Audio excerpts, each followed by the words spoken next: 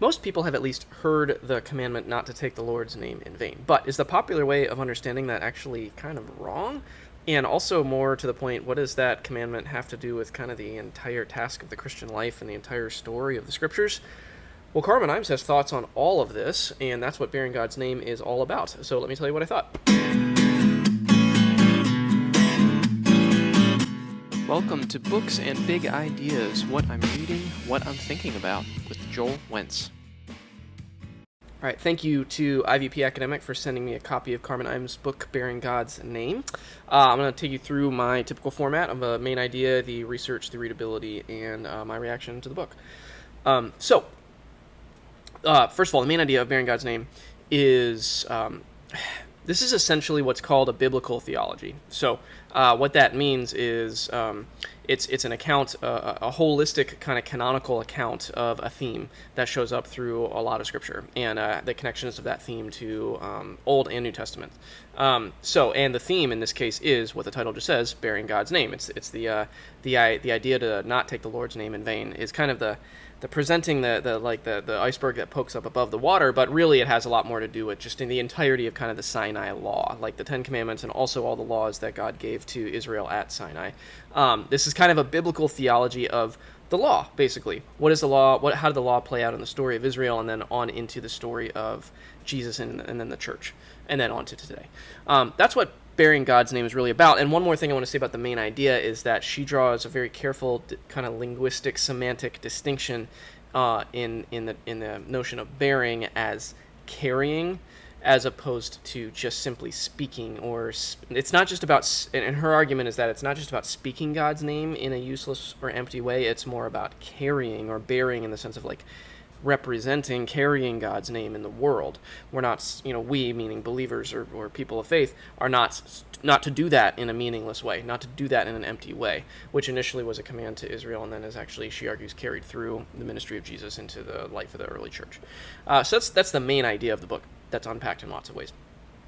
Now, the readability of it this is a super, I'll say more about this in my reaction, but this is an extremely readable book, like just downright pleasant to read, easy to read, quick to read. I don't want to say, I like the term breezy, but I don't mean that as like, sometimes people take that as though it's not deep or thoughtful, which is not the case here. It's just so easy to read. She is one of those academics who clearly does the scholarly work, but then can translate things into extremely readable prose. And so, man, that it's just super, super readable. Highly enjoyable, downright enjoyable to read, honestly. Probably one of the highest marks I would give it in terms of the way that I tend to break down reviews of books.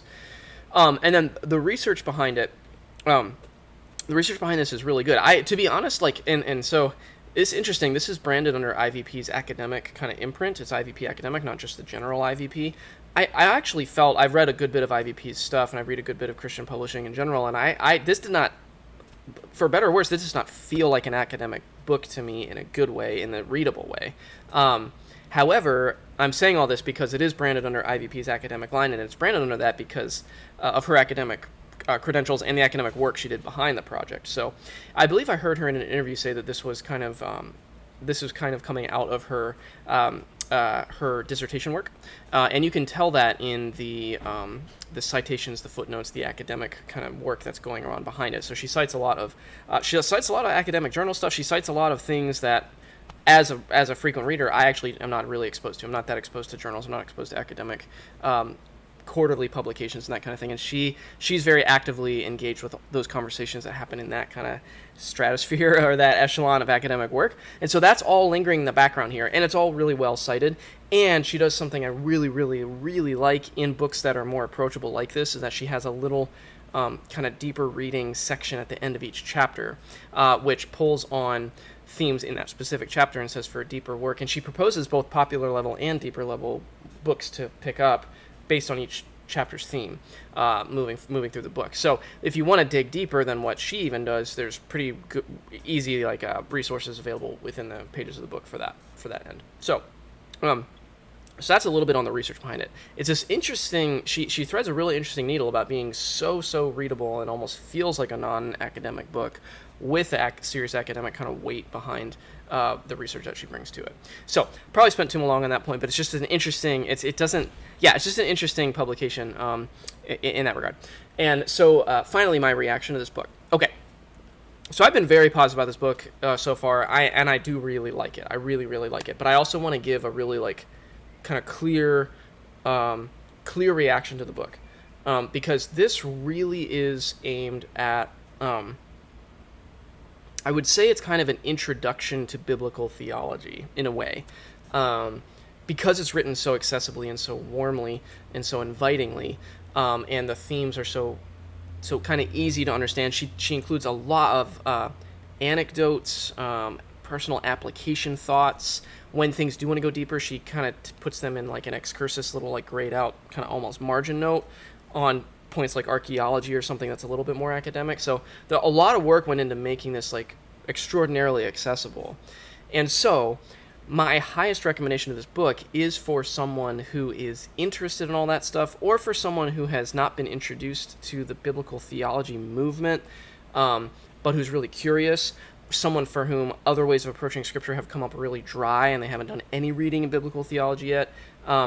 That kind of person, or maybe someone who's just maybe not even a Christian, but is curious about, in this case, Judaism, because this book has so much to say about the Hebrew scriptures, Judaism, or Christianity in general, that kind of person, man, this book is right down the middle for them. It's so good for that kind of person.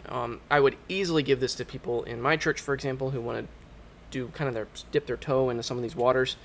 So I wanted to start there because I have very positive feelings towards this book and towards the work in it, for that person.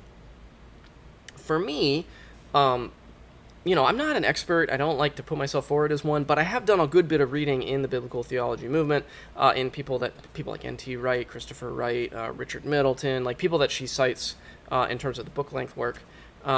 I've done quite a good bit of reading on all that, and so for me, it was a little bit of more of a gentle refresher on a lot of stuff that I've been exposed to, a lot of stuff maybe that I've thought about. It's not to say there's nothing specific and distinct that she's bringing to it. She does make some really, really helpful, interesting, nuanced points that are her own interpretation and things that she's bringing to bear on the movement.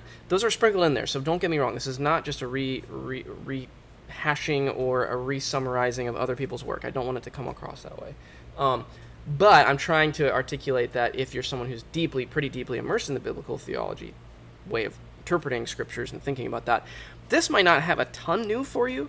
It's very short, very approachable, very bite-sized, and if you're looking for something really deeper to chew on, this probably just isn't aimed at you. And that's kind of what I wanted to try to encapsulate in my reaction to it. I have very positive reaction to this book. I'm going to keep it. I'm going to use it as a reference because it is so I could pull a chapter down and read it in a few minutes, which is going to be an excellent resource and very helpful. But in terms of doing some of that really, really deeper, like I said, chewing and being challenged on a deeper, longer form level, this is probably not for that person, even though it is under the IVP academic imprint. So there you go. Those are my thoughts on Bearing God's Name from Carmen Imes, a really wonderful, warm, breezy, easy to read, well-researched, accessible work from a serious scholar that I hope is going to be a great introduction for a lot of people to a more of a holistic biblical theology approach towards understanding the biblical story and the continuity between the Old and New Testaments in particular. So there you go. Those are my thoughts on this book. Thanks, as always, for watching.